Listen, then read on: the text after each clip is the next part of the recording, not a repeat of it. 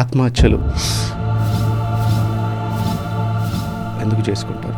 ఆ సమయంలో ఆ మనిషి మెదడు లోపల ఇదొకటే దారి అన్న కిటికీ, ఆ చావు ఏదైతే తనకు కనిపిస్తుందో. హాలిసినేషన్స్ అండ్ డెల్యూజన్స్ అనే వర్డ్ కామన్గా చూశాను అనమాట సార్. భగవంతుడితోటి మాట్లాడితే అది భక్తి, అదే భగవంతుడు తిరిగి మనతో మాట్లాడుతున్నాడు అని నాకు అనిపిస్తే అది వ్యాధి. అమ్మోరు వచ్చింది, దయ్యం పట్టిందని, శిగం వచ్చిందంటే సంథింగ్ ఇట్లా ఊగుతూ ఉంటారు.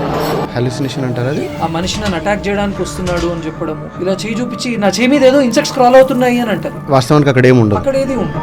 సో ఎవరిని బానిస అనొచ్చు ఆల్కహాల్కి, మద్యానికి. Even a single drop of alcohol మన బ్రెయిన్ ని తీవ్రంగా డ్యామేజ్ చేయగలదు. బ్రెయిన్ లోపల ఎన్నో కనెక్షన్స్ ని డ్యామేజ్ చేయగలదు.